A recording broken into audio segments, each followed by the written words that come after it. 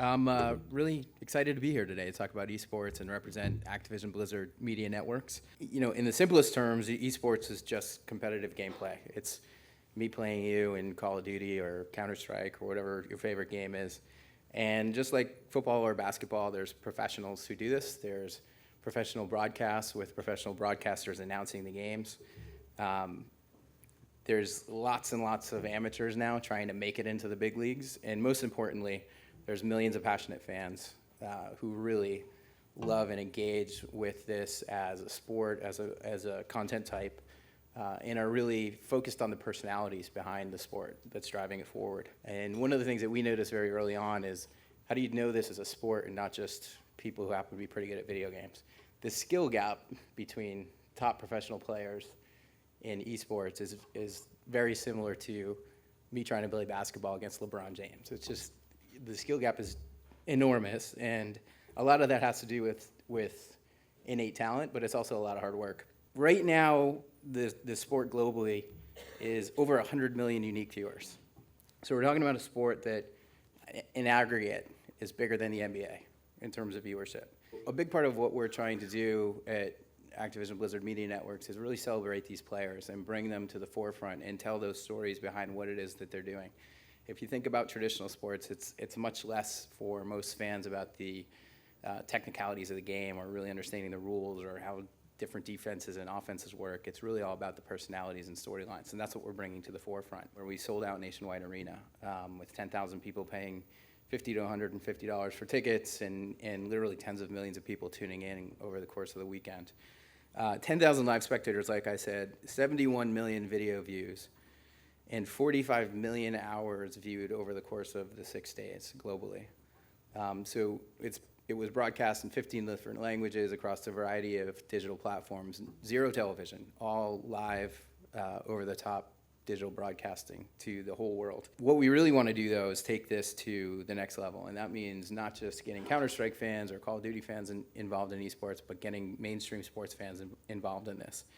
And I'm going to go a little bit deeper into why we think Activision Blizzard Media Networks is uniquely positioned to do that. So on a global basis, the aggregate esports audience is a little bit bigger than Major League Baseball and just under the NBA. That kind of scale is unbelievable, and it's getting bigger. The projections are that by next year it'll be over 300 million viewers globally. You know, you would probably expect these people who are super passionate fans are a little bit more interested, but they're actually a lot more interested in this stuff. They spend 2 times as much on gaming peripherals and sort of all gaming equipment. The fans, not the players, just the fans of esports. They also spend 30% more on gaming hardware and software. So they're buying more games and they're buying more gaming hardware. The 4 major pro sports leagues in the US do about $29 billion in revenue a year, and against 1.4 billion viewers, so $21 per viewer. So if you think of it as like an ARPU calculation, $21 in ARPU annually against traditional sports. Esports is 100 million viewers and 200 million in revenue, so we're only at $2. We're at the very early stage of this curve. Using kind of pretty conservative projections, we think the growth of the audience and moderate growth in ARPU will put the esports industry at about $1 billion in revenue by 2018. So not only is it big and scaling, but it's growing quickly and it's starting to mature as a business. All we're doing is following traditional sports formulas to present a new kind of athlete to the world. But they are engaging, they're really interesting people, and I think if we tell these stories the right way, it won't just be the super hardcore fans that are into this, it'll be people like you. And that's what's really exciting for us. We brought esports to the X Games with ESPN for the first time at the Austin X Games. And an interesting thing happened. The day before the event started, I was flying to Austin, and the guy that runs the X Games for ESPN called me and he said, "What the hell did you guys do to our app?" And I said, "I don't know what you're talking about. What do you mean?" And he said, "Open the app." And they had produced an app just for the event that had kind of the map and everything in it. And the core feature was you could like or favorite all of your favorite athletes. So they had every single athlete in the X Games in this app. People were liking them like crazy. But you have people like Travis Pastrana, Tony Hawk, like big action sports athletes who get a lot of TV time. Some are in the Olympics. It's a big deal. Anyway, the most favorite athletes in the ESPN X Games app numbers 1 through 26 were MLG pro gamers, and Travis was 27. These guys are very accessible. They are a new kind of athlete. They are a digital first, over the top, social media trained athlete. Projecting to you guys what we're trying to do at Activision Media Networks, which is to bring the storylines and the personalities to the forefront and create kind of big, safe, and scalable ways for brands to attach so that we can drive more investment into the industry and bring the whole thing forward, and then also provide a lot more value to our players and fans. We've come a long way. I mean, what's the tipping point? When did this floodgate suddenly open? So we use, at Twitch, we use the analogy of esports is a lot like poker, where poker had a large community of people. People have been playing Texas Hold'em for hundreds of years, or over 100 years. Everybody knew it. People have played it in backroom backroom rooms and so forth, and in casinos. So it built in community. They created a technology, the Pocket Cam, that allowed people to watch poker from the outside and make the game interesting. So a technological change. And then distribution. So we started to see, with the Pocket Cam, ESPN and Fox Sports started to broadcast poker. So with esports, esports have been popular for years and years and years. You talk to Mike, and some of you guys have been around for 10 plus years in the esports space. So it's been existing. It was the existence that the developers created a spectator mode in the games that made it interesting for people not playing the game to watch it.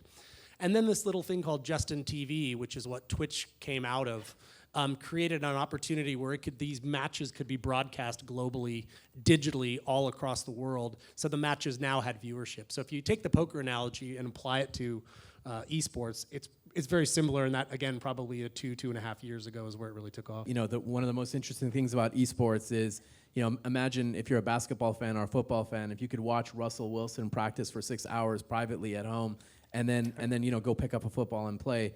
That's what you're doing with esports. You're watching your favorite player in the world practice at home and their game. That's what your kids are doing in their rooms for hours at a time. They're watching their favorite players play, and then they go and play the game. It's crazy. But it is also important to understand that when you see an aggregate number of esports, whether it be revenue or whether it be viewership, what you're really talking about is that being spread across multiple games, right?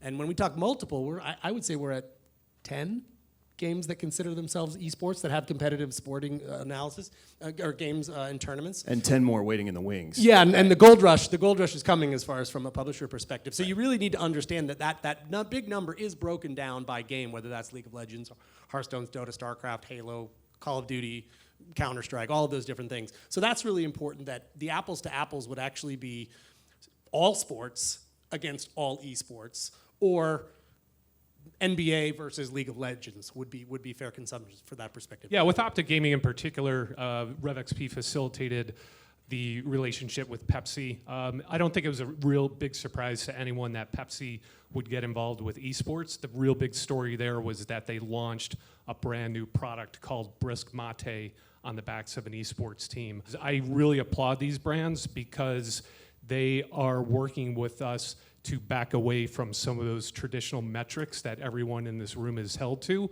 and they're providing somewhat of a creative latitude to approach the space differently than they do traditional marketing. You mentioned now they're not really looking at the traditional metrics, but they still need to evaluate whether this, number one, aligns with their brand image, and number two, what kind of returns are they getting out of these? How are they doing that calculation? Can you share any insights? So, yeah, there's definitely a secret sauce. Unfortunately, there's a ton of metrics that the industry holds all of their vendors and partners to. And my attitude is like, look, just because something can be measured doesn't mean you have to measure it. I feel like the industry as a whole has gotten kind of away from that visceral approach, like, hey, does it just feel right? So we understand that there are traditional metrics that need to be accountable or need to be folded into the space, but simultaneously, what Andy had just mentioned is, when we have that kind of creative latitude, we are now starting to explore, what does the social currency look like, right? Like, how do we start to redefine how you actually evaluate the success of a program? And there are a lot of social functionalities behind this, which you don't necessarily have to measure within the traditional sense, but it absolutely has an impact on your ROI, and it's something you can see almost immediately, which we have seen. And what you can't do is just say I want to market to esports. I mean that is just it's just too generic. I mean esports as an entity would be like I want to touch sports consumers or I want to hit people that have mobile phones. And there's a very close relationship between content creators and brands in the space, and you're very well aware of the relationship. And certainly with influencer marketing, brands are maybe a half step removed from what that content is. It's a little bit more akin to that. It's understanding that the way that your brand is perceived within the space may not be entirely against your defined brand image. So, have, again, the creativity and the sort of foresight and the bravery to say, okay, we're looking at something different. Maybe there's a different way to approach this, or maybe you shouldn't be there at all. Maybe it's not the space for you. Maybe if you are, a feminine forward fashion line, you should not be advertising on NFL Sunday. My piece of advice would be for anyone in this room or anyone looking to get into the space is actually don't get hung up about the particular game.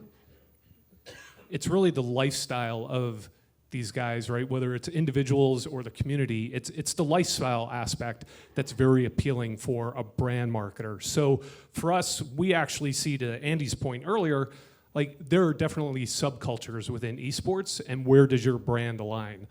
There's what we call I would call it the typical geek culture, right? Like there are certain games where these guys, their entire lifestyle actually revolves around the game. There is the bro culture where the game is just a part of their lifestyle.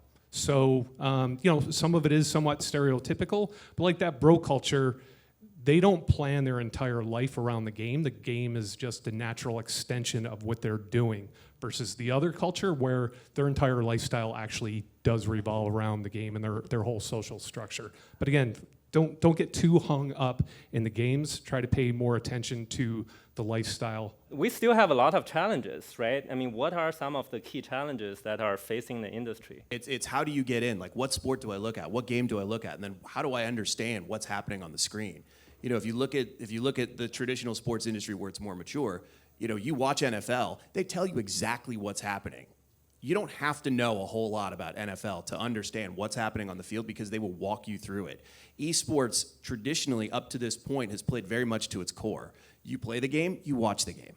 How do you get beyond that? How do you bring in new viewers? How do you create understanding where there isn't understanding?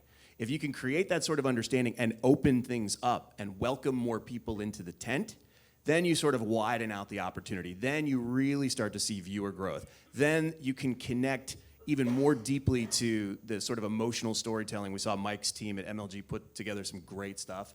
You can connect to those things on an emotional level. That's great. That's hooking me in. But if you don't tell the rest of the story within the game or the presentation of the game or the presentation of the sport, you're going to dip right out, and you're not going to create a relationship with the game or a brand or anything around it, and they'll go find something else that's a little easier to understand. So can you create context? I think that's a huge, huge open opportunity right now.